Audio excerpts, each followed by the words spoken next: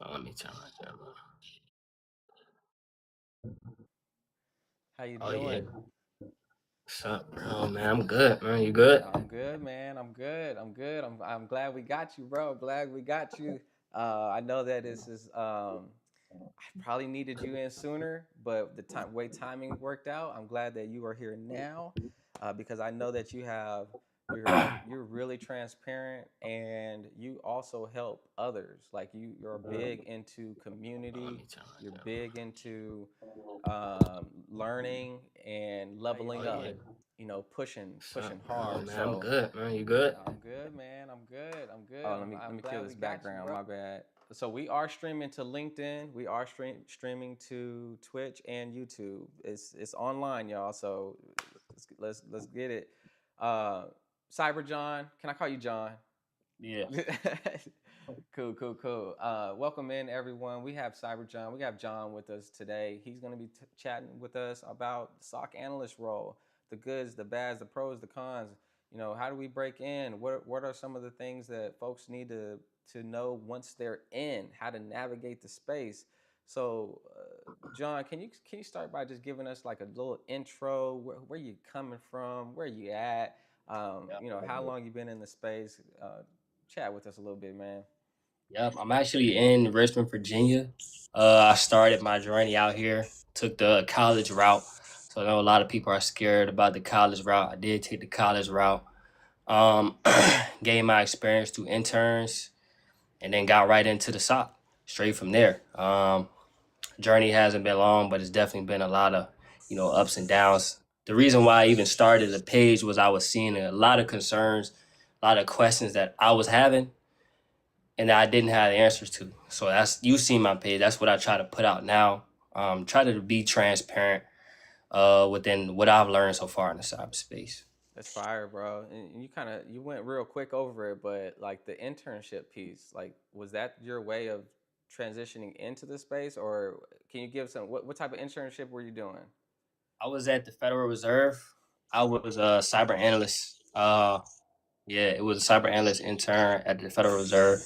That was a pretty, I wouldn't say a rude awakening, but it was new. Coming from the studying side of things, test and stuff like that, to like the real environment. It was an eye opener, but kind of the eye opener kind of calmed me down. It let me understand that it's kind of less stress than what you think. It feels like learning cyber was harder for me than actually like doing the actual job. It slowed it down a lot for me. That's fire. I think that speaks to the program because not all programs are the same. Like certain programs give you more practical knowledge, give you more current information, modern tooling, and all that. So, what would you say is like the main thing that allowed for you to secure that internship? Like, was it like multiple things? And if so, can you enlighten the audience? I would say I saw a guy ask about he's going to an intern. He's talking about an incident response intern. So I'll touch on both. I say the best thing is just be transparent. When you're an intern, that's your time to be transparent. Like they're not expecting you to come and do the job. That's why you're an intern. They understand that. That's what I did. I told them exactly what I knew. I think I was a senior, so I told them exactly what I knew. I told them what my goals were, and I just had a good interview from there. A lot of internships aren't heavy technical, because once again, they're not expecting you to come in there and do the job. That's not what an intern is. So if I see the guys intern, just relax. Whatever you know, try to say it and communicate it right to them, and just let them know that you're interested. I think how I got mine was just I kind of did my research on the company, not more so the technical side of it, because it's 100 interns, um, so they probably want somebody who's actually excited to join their team. So try to do a lot of research on their team. Bro, I mean, you hit a key piece there about the excitement piece. I always tell people that eagerness to learn and it has to bleed out of you. It has to be they have to get goosebumps when they hear you express some things that you're trying to, what you're trying to do and the different things that you're really into. Can you share a little bit about that? Like, what are some ways to show that eagerness to learn or that excitement? Yeah. So I mean, now you can use you can use AI. Back then, I didn't have AI, so I did my own research on the company, but just being prepared. So they're going to ask you certain things. They're probably going to ask you about their company. Those are the answers that they want to hear. Just small things about their company that they you can see online. Some companies have like company morals, company goals that are online. They may want to hear something like that. That's what I did, and I think that's what led me to getting it. Because honestly, I wasn't that skilled, but they let me know that they weren't looking for somebody that was that skilled. They were just looking for somebody with just a passion to learn and somebody who was like just willing to listen, and that was really it. All right. So you slammed that internship. What was like? I know you said that the work was actually a little bit easier. Would you say was that due to like any specific reasons, like they set you up for success, or they gave you the right tools? Like what's going on? Yeah. Yeah, easier may not be the right word. I would just say it's just, you have more people helping you than you think. Cyber, pretty much every cyber, you have a team. Doesn't matter if you're in the cloud, if you're in the SOC, you're not doing anything alone. Like no cyber work is really like just solo. You're just in the office by yourself. You're gonna have a team, and that let me know that like what your gaps, your team can fill. And then I just stopped trying to learn everything. That's what your team is for. And that's what I realized when I was in my internship. Like I don't have to know every single thing that's even in the job description. You don't have to know every single thing. Just come up there, know what you know. It kind of like I heard you speaking on earlier, stand on what you know, be able to speak to what you know. They'll usually see that you have a willingness to learn, and they'll fill you in on the gaps. That's fire. That's fire. So outside of the reserve role, did you work another role? Outside, Yep. was it non-government? Yep. I actually saw somebody in here. I actually did start through the help desk. Okay.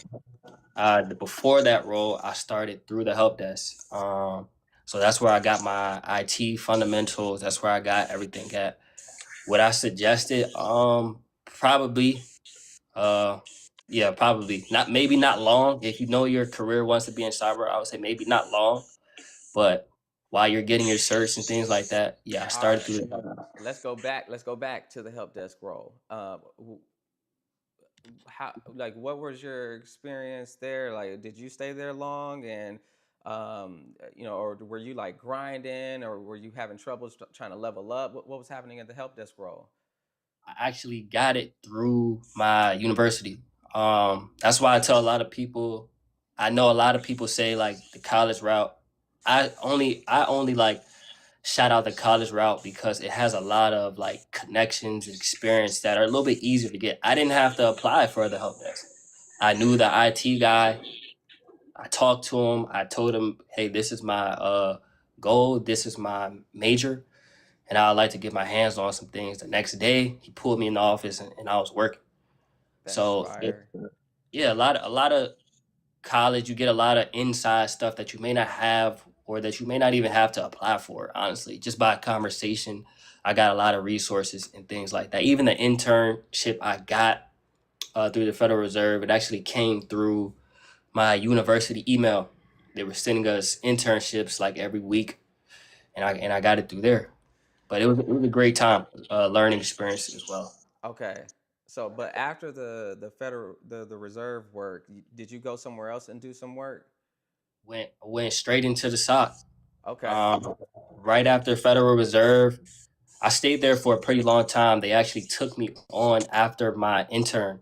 Um, I chat with the manager. I was getting my master's. I told him like I may not have 40 hours, but he let me stay on for about 30 hours a week for about 9 months. So I kind of got hired, kind of didn't there, just because I wanted to finish my schooling. So I didn't want to fully commit. And then through there is where I kind of started leaning towards the SOC. So towards the end of that, I started applying hard. started understanding like what the SOC wanted and what they needed. Um, and that's how I landed my SOC role. So would you say that um would you say that when you were targeting the SARC role whenever you were applying and all that, or were you also looking at other different type of roles? Now I straight targeted. It was I wanted to go straight to the SOC. I wanted to keep my parameters pretty small, given I was entry level. I had some skill, but I knew I still had some more gaps, even with the internship. So I wanted to keep it pretty small. I was pretty good at the blue team stuff at that time. That's what I used to call it. Like I knew I was pretty good at blue team, so I knew the SOC would help me with those skills, with the blue team skills. Red team was never really my thing. So I wanted to find a job title and try to make that my like goal. So and the SOC was the job title I wanted. That's fire. That's fire. So I have a bunch of questions, but this is not about me, y'all. This is a community effort here. I see we have several people flooding in. Shreem, previous guest. What's up, J Tech? I'm glad to have you in. Tech Food, love to have you as always. Levi the Cloud Guy, Cyber Secrets in here. Jaden, multiple people. Some of your crowd clearly because there's a bunch of new faces and names, man. You got a nice following. I love that you're giving back to folks and just keeping it real. Like Yep. follow Cyber John. Go check out his page. Go see what he has going on. Um, if you want to request up and chat with us, now's the time. I'm letting folks in. I will vet your profile real quick, and if it passes the sniff test, you're in. Bro, okay, so government versus non-government roles, like working in the space. What would you say biggest differences, pros, cons? What are your thoughts? Um, Government space. This is what I would say for the government space. Be ready to be cleared. Uh, that's the number one thing for GovTech. Be ready to be cleared. So clean your stuff up, credit, things like that. Be ready to be cleared. That's the main thing I would say for Gov space. After you have the skills, obviously, GovTech usually is going to require you to have a some sort of clearance. I actually just interviewed for a position on Friday, and the interview went well technically. And the main thing that they emphasized was the clearance. Like, are you can you go fully through? Can you do this? Clearances take a while as well, so be ready to not start immediately. Clearance can take months sometimes, so be ready for that. The other side of things, um, yeah, just be technically sound on kind of what you said. Be able to stand and be able to speak on what you know. That's the main thing for both sides. Honestly, be able to speak on what you know. So if you have something on your resume, whatever, if your resume was able to be pulled up, then you passed a check. So now from there, it's on you to really be able to speak to what you know, because that's really all they're trying to see. I agree, man. I agree 100%. Like getting to the door is a tasker on its own. Yeah. Getting through that door is another tasker, and then once you're through the door, navigating the space, these cross the company, the other business units, Yep. and these cross-functional business units. Like you're going to interface with multiple people besides just your initial, immediate group. You Hmm. may. It depends on the environment. Depends on what they have going on. But you had mentioned something really good about teammates and other people. Yeah. How what would you say to people who are kind of new, maybe new to the space, and some advice on either networking within the team and these other cross functions, and uh, what are your thoughts about that? Just get used to it. Cyber is kind of like IT. I call SOC analyst pretty much a help desk for cyber, because you will still be making a lot of calls to people way outside the cyber team. I've talked to finance people. I've talked to other people, because when you're monitoring networks, you're monitoring everybody. So you're not just monitoring cyber. So you will make calls. You will have to make friends. That's where I say that the IT help desk kind of helps you, because help desk works strictly off tickets.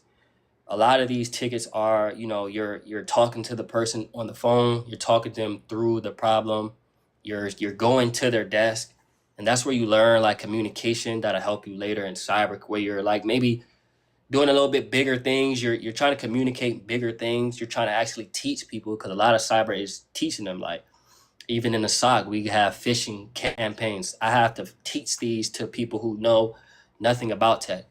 So you have to be able to communicate very well across a lot of teams. I would say that, especially given who you work for, it could be smaller, but you would still be talking to people outside of your team. All right, I got a an interview question for you that I had received. I'm curious to know how you respond. And folks, feel free to request up. No one's requesting up. If y'all want to interface, come up. Let's chat. Let's chat.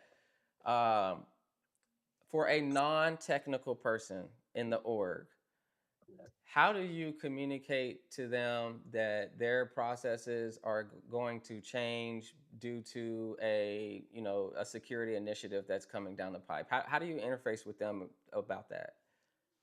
Well, for me, usually I would try to do it in groups. Try not to do everything at once. So you have this team meets on this day, this team meets on this day, and we break it down like that. And then for once, try to write up something that doesn't sound too technical. Um, I had a problem with that. I would feel like early on, I felt like everybody knew what I knew. Even I went to school. They've went to school too, but probably for what they do.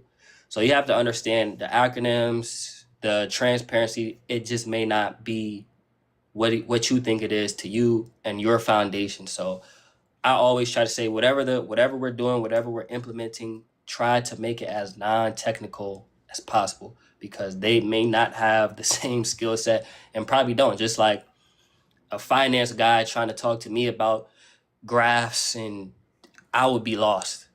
So just start from the ground up. That's really it. And then you can see how much they know about what they're understanding. If they seem to know a little bit more, you maybe can up it a little bit, but always start at the bottom, at the foundation of basic everything. That's fire. That's fire. Okay, okay. I'm gonna keep shooting questions, y'all, unless y'all come through. I think somebody just requested up. Unless you see a question in there that you wanna tackle, feel free. I'm looking right now. Let me see. My next question is gonna be about tools, but let me get the guest loaded in.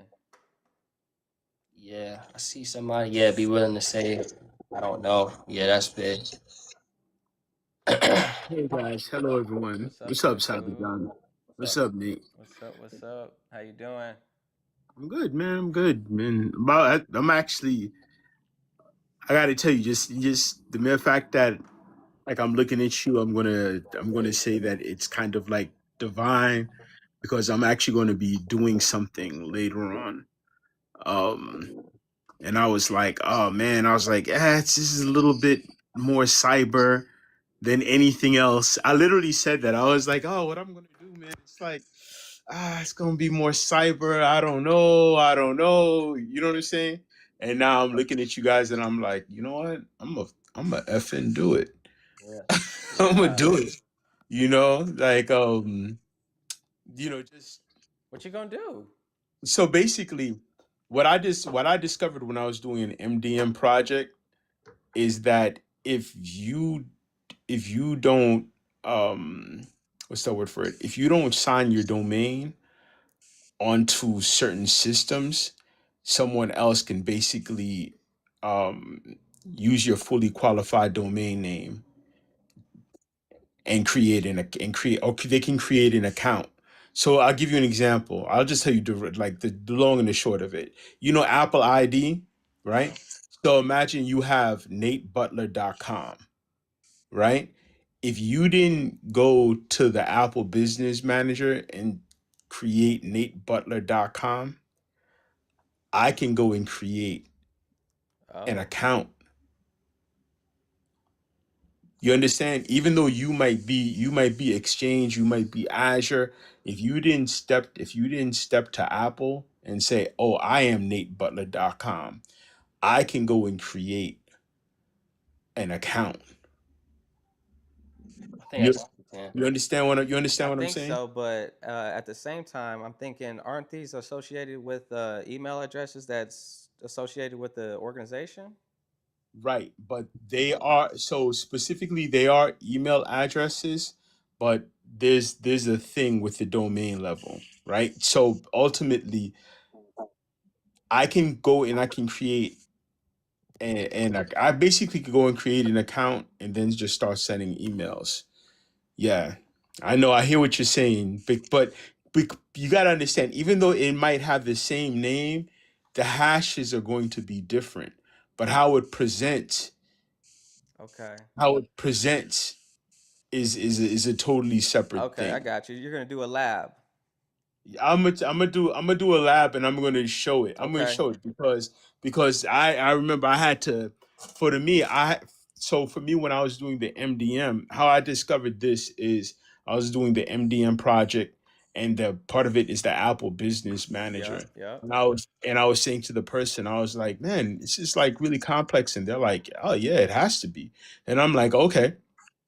And I did it. Now I went to another company where they had issued Apple products, Macs already, and some of the staff just pretty much was like, "Oh, well, I work at like I work at advertising.com as an example, right?" So they were able to just pretty much create accounts and then just start sending emails. We were not controlling everything. When I did sign in with Apple, then they were like, "Oh, okay, these are the people you have to pretty much send something to them that in a couple of days Okay. that com is going to be dead. They're not going to be able to send things out, et cetera, et cetera. You maybe even sign into their machine because you're taking control of that .com."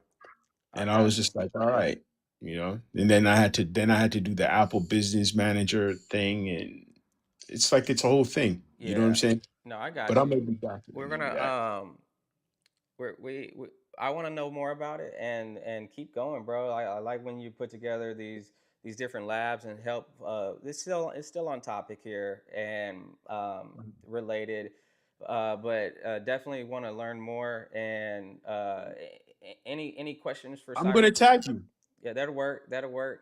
I'm gonna tag you. That's it. That's what it is. Cause it can't just be just me. To me, like if all these projects and just like whatever, I might have an idea of them. You know what I'm saying? But the thing is, it's like in my community, in my how I reach out to you, how I'll probably reach out to like Cyber John. It's good to have like a third eye, fourth eye. You know what I'm saying? Yeah. Speaking of that, This is not IP. Speaking of that, there's a couple of directions I want to take this. One, someone asked about labs. Cyber John, I want to pitch this one at you. Where are you putting labs? Are you in the Discord doing labs? Like, can you speak on some of that? Yeah. Yeah, get your labs seen. I post my labs on GitHub. GitHub, you're required to write it up and put the steps on there. So I post my labs on GitHub as well as here sometimes, and then as well as my Discord. And then the number one place, especially if you're in the job market, is post your labs on LinkedIn. Um, you don't want to. I'm not saying don't do labs just for fun, but let people know what you're learning. Hiring managers. My manager before he hired me actually looked at my LinkedIn. He actually told me stuff from my LinkedIn in my second interview. So people are looking to see if you're learning yourself, if you're learning outside of just applying. So post everything to LinkedIn. Everything that you're learning, post to LinkedIn. I like that. I see some other questions too about give us an idea of what SOC analyst means. What systems do you use and interface? Yeah, knock it out, bro. You said what? Yeah, I was going straight to tooling next. I want to know about the tools, like what systems, tools, what's hot out there, what gets you excited, and then can you speak a little bit, give folks who don't know what the SOC analyst role is, give us a clue into what it is. The best way how I explain it to everybody I talk to is a SOC analyst role is essentially, especially if you're a tier one, tier two, it's pretty much a IT help desk for cyber. You're looking at tickets all day. Sometimes you're sending them out to the next team. Sometimes you can triage them yourself. Sometimes you can handle them yourself. But it's pretty much a cyber help desk. That's really it. You get tickets the same way you do from like when you're doing help desk, but your tickets will now come in a thing called a SIM. That's the main tool any SOC analyst will use, a SIM. So if you guys have heard of Splunk, that's a SIM.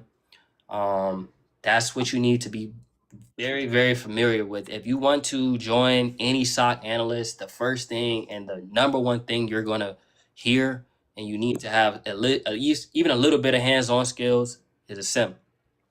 That's just where the logs are ingested to pretty much break down the logs to pretty much be able to read them easier. So if you hear people talking about you're monitoring firewall logs or you're monitoring the EDR, they're going to come to the SIM, and then that's where the human takes it over from there. The SIM stands for it's like SIEM, right? Yep, Right. So and it stands for like Systems Information Event Management, something like that, right? yep, you put it right there. Security information event Security management. company. Thank you, Yeah, thank you. pretty And much there's and, does and, exactly what it says. and there's several types, Yep, yep, right? yep. So for anyone that's listening, just be aware. You know what I'm saying? And some of these, is there an open source one? There's no open source one at all, right? They never did that, right? Yeah, you can use Splunk. You can use Splunk. You just have Splunk is to, doing that. yeah, Okay. you have to set it up yourself, like ingest logs into it yourself. So you have to get the traffic on there yourself. But yeah, you can use it. Yeah, and Wazoo is open source, and that's what a lot of people are using these days for some freebies, just to get their hands on the tooling. But you won't see Wazoo in an enterprise level environment. You're going to see Splunk, you're going to see Microsoft Sentinel, you're going to see all the others that are out there. But I want to ask some more questions. Let me reset this room real quick. I see several bunch of people are in here. Welcome in everyone. It's your first time to the live. This is we typically have a guest. Today's guest is Cyber John. We are thankful that he's sharing some of his time to talk us through what the SOC analyst role is, pros, cons, goods, bads. We want to know it all. Pro tips. How do I get the role? And he's kind of give us a high level of what the role is so far. Now I want to know, and he's kind of already poked at some of the tools, but I want to know what are some of your favorite tools? What are some of your favorite systems, and what gets you excited? Yeah, I made a lab. Just really the salmon is where you're gonna have the most fun because it lets you once you get inside a real environment, it lets you dive deep, pretty much into everything. Whatever your company is ingesting will be in that sim. Whatever sim they're using. I know people had their preferences on sims, but if wherever you're hired, you're gonna have to adjust to what they're using. I just say Splunk because the last two places I've been have used Splunk. Once you learn one, you'll be pretty familiar. They work a little different, but they all do the same thing. So it is preference, but you have to understand once you get into the real work environment, you don't get to choose anymore. They choose for you versus off of their budget. So the sim for me, I personally like Splunk. That's my favorite. That's what I learned on. That's what I've worked on.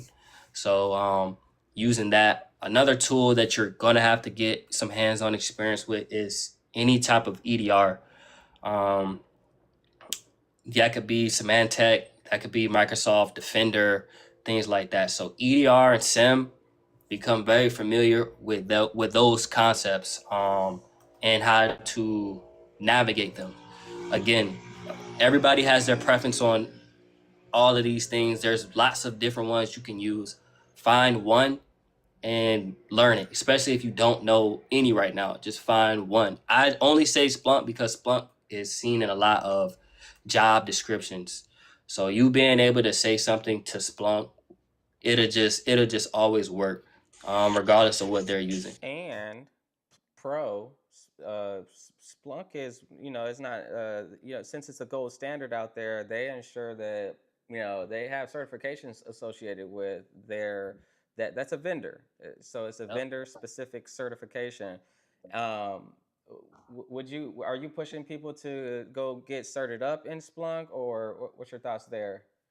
I have a Splunk certification. Do you technically need it? No, technically. I mean, you can do your thing. You can do your thing without the cert. You know, if you're entry level and you want to put something on your resume, you can definitely go get the cert. But the main thing that I always say over certs or anything is just be able to speak to it.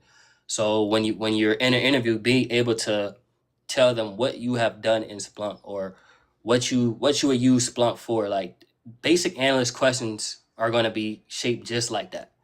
Like, what is a sim? What is it used for? Like, what type of logs are in a sim? Those are some questions that you're gonna get. That's fire. Okay, okay, okay, okay. So let's pivot a little bit, and I see we have cyber secrets up here. Y'all feel free to jump in and ask your questions and interface with Cyber John all you want. Also, follow Cyber John if you are not already. We need you to join in, go check out his page to see what he has going on.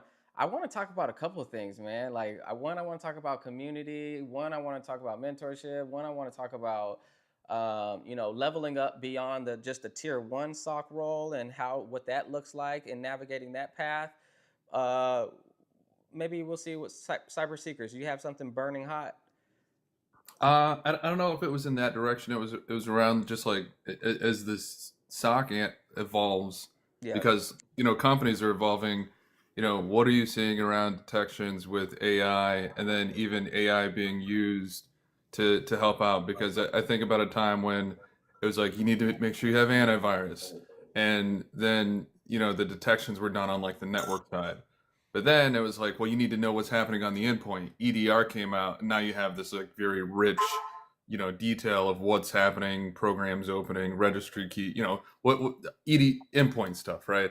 But now there's a bunch of stuff shifting over to the cloud, right? And there are these things that happen in cloud, just like operating planes that you might not have visibility from the EDR. You might not have visibility in your firewall or whatever networking logs that are sent to the SIEM. So how are you seeing those things? Are you seeing those things? And then how is AI helping in triaging and basically the incident response lifecycle? Can I ask you a question real quick, Oh, just no, to be no. clear? When you say you're not seeing it, right? Do you mean like you're not seeing it in one uniform place like Splunk, or like whatever this SIEM, whatever, wherever, however the SIM is set up? Is that what you mean? Because like it's there, but it's just like, from my perspective, if something happens, it's there. But the thing is the person that's in the SOC, do they know, like, has the sim been configured for that application that could possibly have that issue? You know what I'm saying? Do you understand the kind of question? It was kind of a question and kind of like a pushback on when you said, um like something might be happening in the cloud but they don't see it. The thing is, a SOC, right?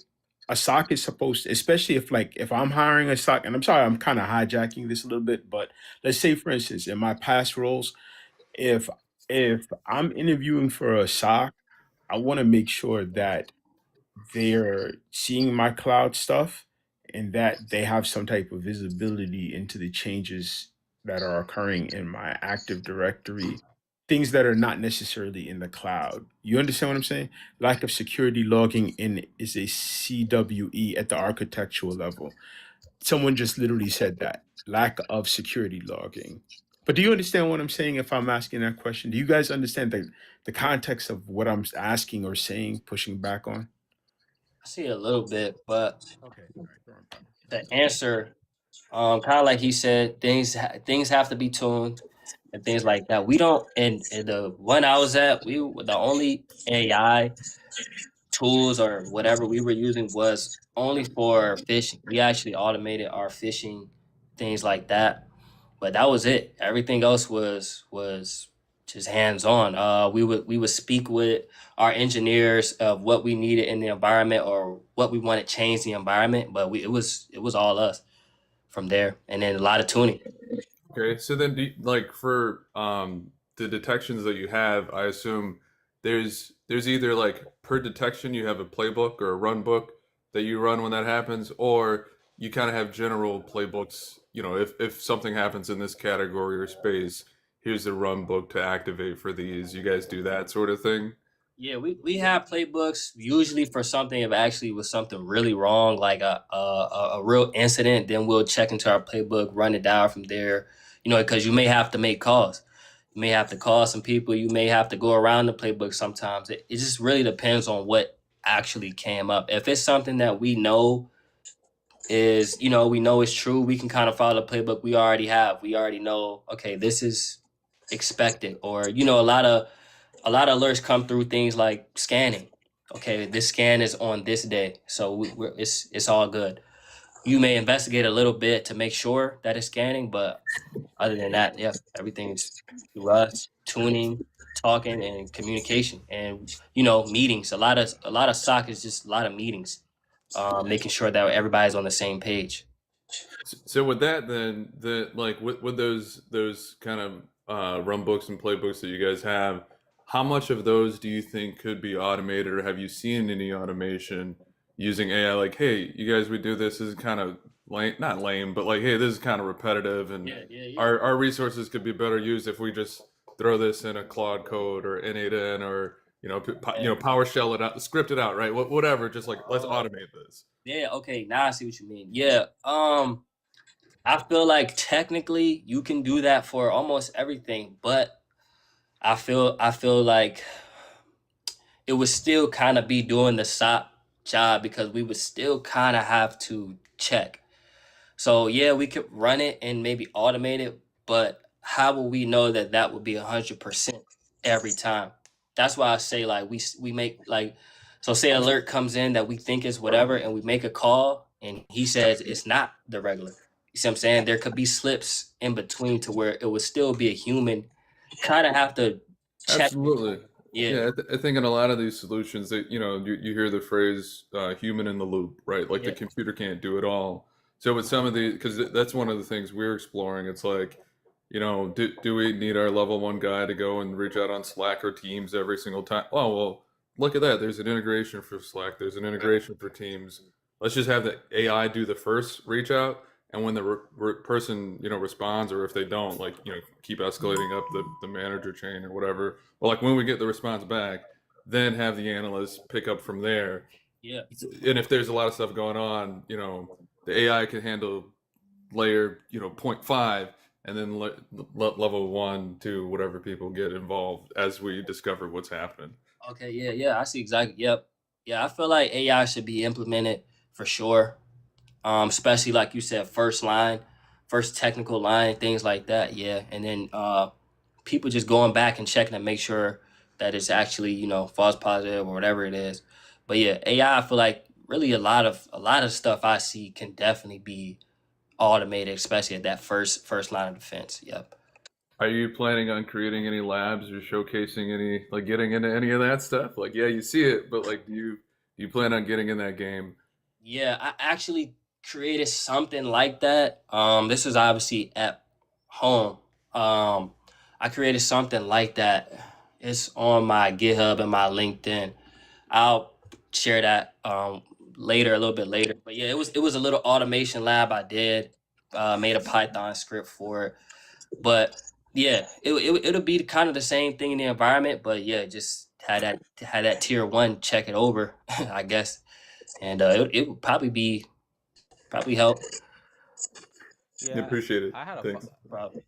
Yeah, I had to follow up on the direction cyber seekers was going, just because it's a balance act of, hey, this works. Is it working all the time? Like, how confident are we on this? And so if you saw a process that could be automated, is that something that in the real world and the at work, what's the flow in getting a change to get that automation implemented? Is it just someone comes up with an idea and then bam, they try it and then bam, it's in there, or is there like some process? And can you walk us through what that would look like?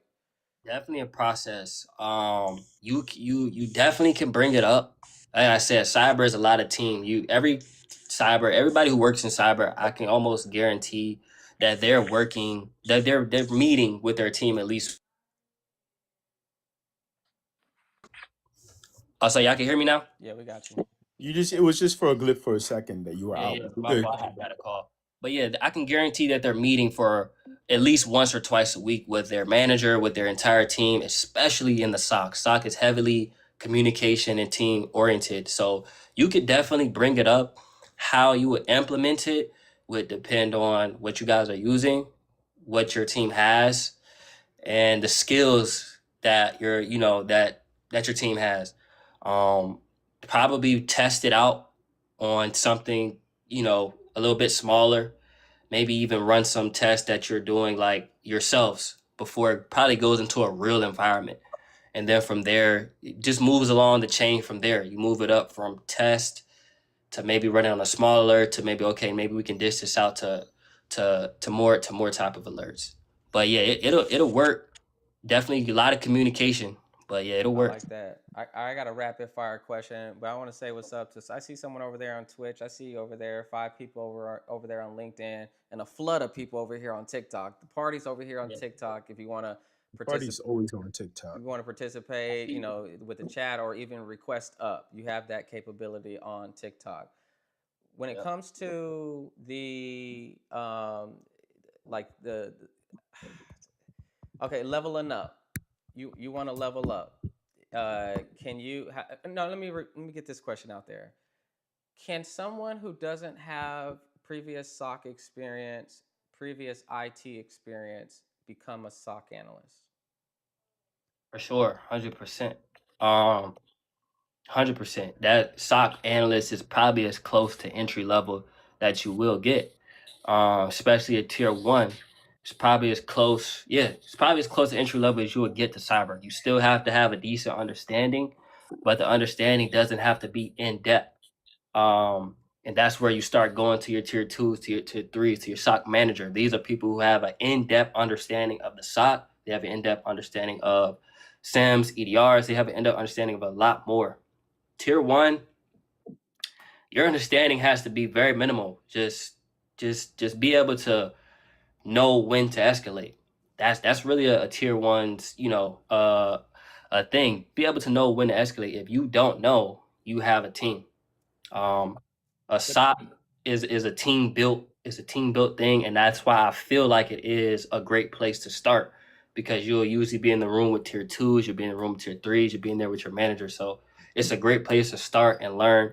But you can, I won't say easily, but you can definitely be a SOC analyst tier one Yeah. with no experience, not coming into the interview, but starting at no experience, learning yourself, going out and figuring these things out, figuring network out. Yeah, you can do it. I like But that. tradition, can I ask Well, a real question? quick, I just got to clarify something, and I don't want it to be confused that you should. Cyber John, he earlier in the conversation, he said that he had the help desk backgrounds, and then that also helped during the role. So it doesn't mean that you should skip the help desk. It just means that there's possibilities. There's a possibility that you can go straight there. Yeah. However, the more networking, the more IT, the more whatever technical experience that you have, the easier transition that you're going to make over to cybersecurity. Yeah. Did I say Yeah. that? Okay. Go ahead, Yeah. Techno. Yeah. I agree with that. Yeah, yeah. I'd also like to say is let me ask you something. Like in your SOC position, right? Do you see any stock ones that are there past 2 years? Um, See, the thing about the role that I was at now is the how I worked is we really didn't have tiers. We Okay. were all every sock really depends on where you're at. I'll say that. Socks can be set up differently. Okay. Depends. I would say like say we get a new hire, right? He's probably technically tier one. So let's just say he may not have that on his back. He may not have that title on his back, but we know he may need a little bit of more help. So if somebody's been there 2 years, 9 times out of 10, they're gonna still be kind of looked at as a tier three. Okay. I was a contractor, so that means we would get increasing pay by the year. So technically, kind of a promotion. So if you say you've been somewhere 2 years, that means you've seen the environment for 2 years. You've seen how things work for 2 years. You've seen how people, the end users, you've known them. So you would technically be kind of like a tier two or tier three by the time year two. Now, if you want to stay, depending on your pay, depending on what you feel like you want to, grow to or gravitate to, that's up to you. You can stay in the SOC. You can make a decent living off the SOC. You can go to a SOC manager. You can, it's a good place to learn, but it's also a good place to stay if you like the constant. Another thing we'll talk about later is most SOCs are 24/7, so you have to get a little used to that. But yeah, it's a good place to stay as well. How big is your team? My team is 7. Hold on. No. Yeah, 7. yeah, yeah. 4 analysts, 2 managers. But you said you're doing the Fed Reserve, right? Nah, so Fed Reserve was before. Right now, then I was at Virginia Department of Transportation, Right. VDOT. You don't Yeah, have to. I should have prefaced it by saying you don't have to tell us where you're at. yeah, nah, it's all good. I'm not OPSEC, OPSEC, OPSEC. uh, Nah, my LinkedIn, everything. Yeah, I tell everybody, Everything go is check there. me out. Yeah, Everything is everything. there. Go check me out. All right, that's what's up. You know what I'm saying?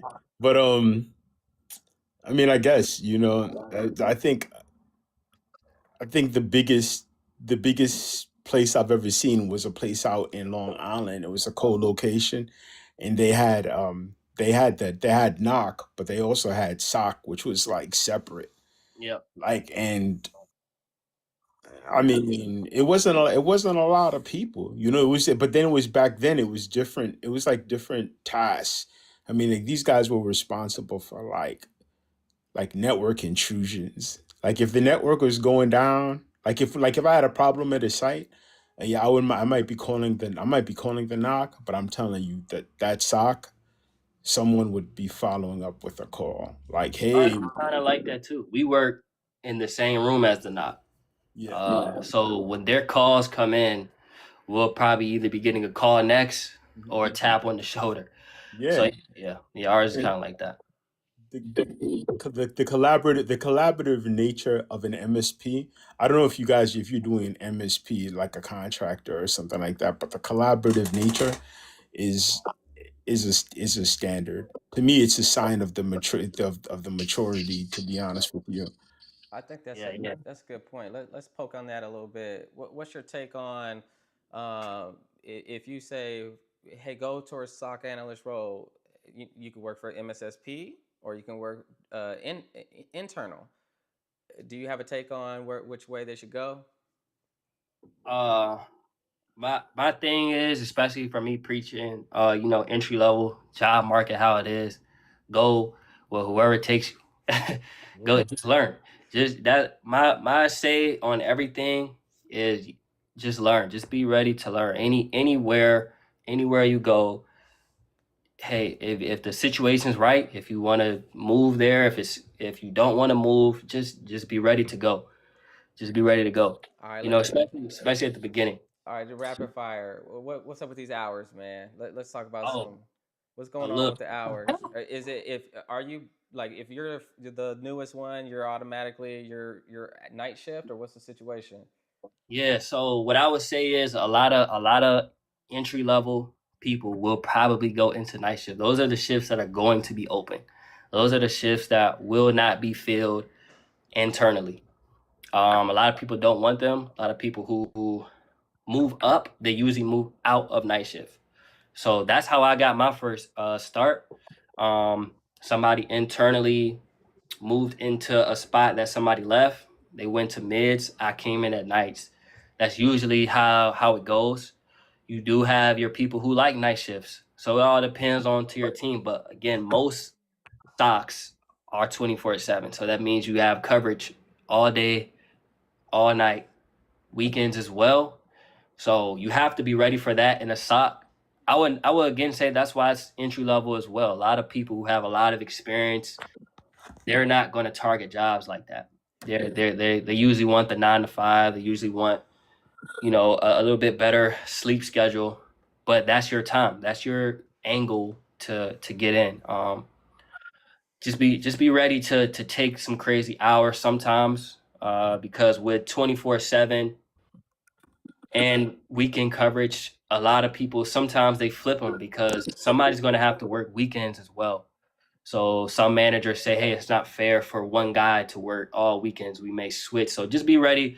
Just be ready for some crazy hours. Hopefully, I mean, maybe you may get lucky. Some stocks don't work like that, but a lot of ones I've seen have been 24/7, weekends as well, holidays.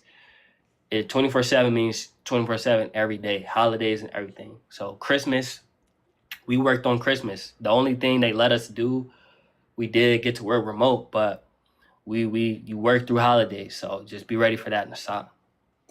Copy that. Yeah. Got a question for you. All right. Like Before you ask the question, keep it tight. Everyone, less than 10 minutes. That's all we got. Less than 10 minutes. So if you want to come up, you got a burning question, you accelerate to the front of the line by coming up and coming off mute. Go ahead, Tech Food. 2 years from now, where do you see yourself at? And then think about someone else that's like your workmate. Where do you see them at 2 years from now? My goal when I got into cyber was to be an analyst. After like just a cyber analyst to kind of get off the SOC regimens, things like that, to go to a regular schedule. So that's where I want to be in the process. Actually, now I'm doing that. Yeah, that's where I wanted to be. I wanted to be an analyst because I wouldn't say I don't know exactly what I want to do. I have my skills and I know my skill set and I know the worth of my skills, but I still want to see everything. And I feel like the analyst gives me a little bit of everything. I see, I'm in Wireshark. We're doing networking stuff. I'm getting calls. I'm doing blue team stuff. We see red team stuff. Just you have to analyze something. You have to see the environment. So I kind of like that. So the analyst role, I'm gonna stay. Just maybe not a SOC, just a cyber analyst working for whoever. Nice. Yeah. Do you ever get to conferences to get kind of a survey of what other people are doing or what else is out there in the space that you're looking to get to? Yeah, I actually just started doing things like how I'm doing now. I was pretty focused on my studies, a little bit too much actually. But yeah, this year I'm definitely gonna start going out to conferences, meeting people. That's kind of what I've been doing here on TikTok. The area I'm in is not the greatest with the conferences, so I tried to figure out a way to kind of bridge the gap using TikTok, LinkedIn. So I have a mentor. We've been working on the next steps, working on what I need to learn and what I need to possess to get to the goal I have. Yeah, speaking of those mentors, can you touch on that a little bit? How important is it? What's the best way to navigate the mentorship piece? Yeah, I feel like everybody should have one. I know my dad is 20 years in the field and he has a mentor. So there's always, I know, it's an entry level thing, but I think everybody should have one, especially coming into the game, because for me, there's a lot of things that I wouldn't say I did wrong, but I would have done differently if I knew what I knew now and I had the guidance that I have now. I may have done a little bit differently. So I would say reach out to people. And also for me, I was scared to reach out. A lot of people are willing to help, free of charge. Everybody here right now, this is all just off of our own time. So don't be scared to reach out. There's a lot of people ahead of you that are willing to help, especially if you're a person willing to learn. So just reach out, guys. It'll work. Dang. Copy. Listen, I want to recommend a company called Obsidian. Just take a look at it. They're Obsidian. They're an SIEM. Um, I think like I'm recommending taking a look at Obsidian because they got like a white paper out, and they literally in my opinion at least, they literally my reading that white paper. I'm sorry, I'm stuttering a little bit, but I'm just trying to like get my thoughts together and say this correctly. Looking at their white paper is where I learned about the ingestion points, where I learned like some of their issues. You know what I'm saying? And how there's a need that you have to enroll these things, and then you have to assign roles and stuff like that. So I used that white paper in another role. I used what they documented to engineer another scenario. You know what I'm saying? And that's just something that I just want to recommend. Just take a look at that company, and take a look at the white papers from these guys too. Like how do they create it? Because as an analyst, right? When you said analyst, I kind of wanted to jump in and say, hey, if I were to give you the application, you know what I'm saying? Like after if I was the CFO and if I just finished signing a contract and maybe I got you a part in at the signing of the contract, can I just give it to you and you just engineer it? You just put it together. Would you be able to do that? Put what together? Would you be able to put Splunk together? Would you be able to put something like another type of SIEM together? Could you From the ground up. If I had a team, yeah. You don't But think you don't think you could, because even if you have a team, when I say you put it together, the reality is you just giving out assignments to people, but you still are the product, you still are the owner of the product, right? Is that what they call it, right? That's what they call it, right? So it would still be you. Even if I work for you and you're like, Mark, All right, we're out of time, bro. We're what's out of up? time. To take What's up? food, you're on your entrepreneur. I hear that entrepreneurship spirit kicking in there. So Oh, I'm sorry, bro. we wanna connect on that offline. It sounds cool, but we got to wrap it up. We gotta get Cyber John out of here out of respect of his time. But Cyber John, bro, we appreciate you coming through. I know that. Oh man, I know that.